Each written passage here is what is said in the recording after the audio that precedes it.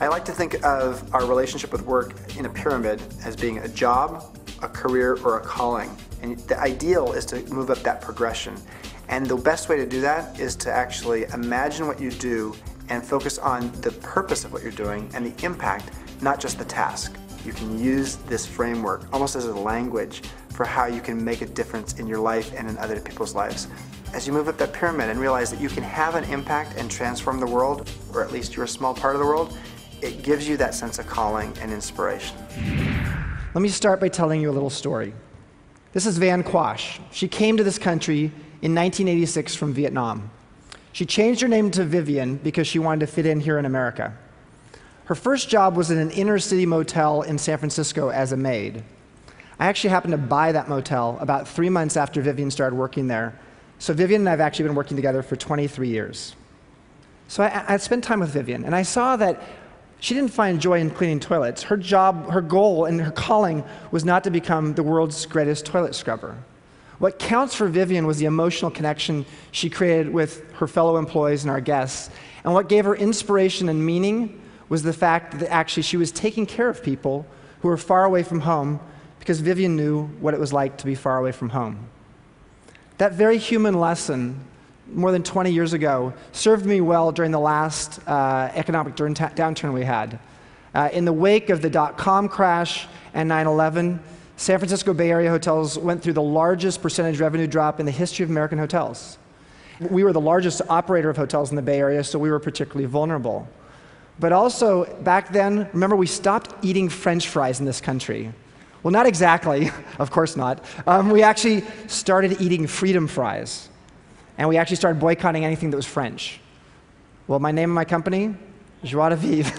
So I started getting these letters from places like Alabama and Orange County saying to me that they were going to boycott my company because they thought we were a French company. And I'd write them back and I'd say, wait a minute, we're not French. We're an American company. We're based in San Francisco. And I'd get a terse response, oh, that's worse. So I realized in that dot-com crash that my role in life was to channel Abe Maslow. And that's what I did. These 3 levels of the hierarchy of needs actually relate to the 5 levels of Maslow's hierarchy of needs. Now, as I went out and started spending time with other leaders out there and asking them how they were getting through that time, what they told me over and over again was that they just manage what they can measure. And what we can measure is that tangible stuff at the bottom of the pyramid. They didn't actually even see the intangible stuff higher up the pyramid. So I started asking myself the question, how can we get leaders to start valuing the intangible? If we're taught as leaders to just manage what we can measure, and all we can measure is the tangible in life, we're missing a whole lot of things at the top of the pyramid. I went to Bhutan.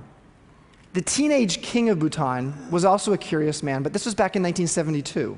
On a trip through India, early in his reign as king, he actually was asked by an Indian journalist about the Bhutanese GDP, the size of the Bhutanese GDP. And the king responded in a fashion that actually has transformed us 4 decades later.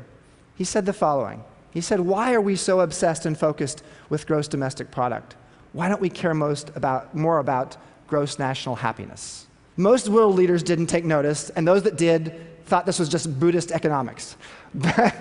But the king was serious, and this was a notable moment, because this is the first time a world leader in almost 200 years had suggested that that intangible of happiness is something we should measure, and it's something that we should actually value as government officials.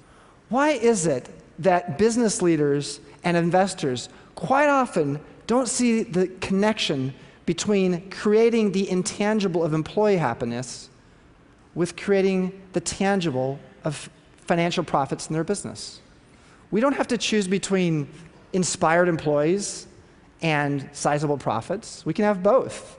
And in fact, inspired employees quite often help make sizable profits, right? So what the world needs now is business leaders and political leaders who know what to count. We count numbers. We count on people. What really counts is when we actually use our numbers to truly take into account our people. I learned that from a maid in a motel and a king of a country. Thank you very much.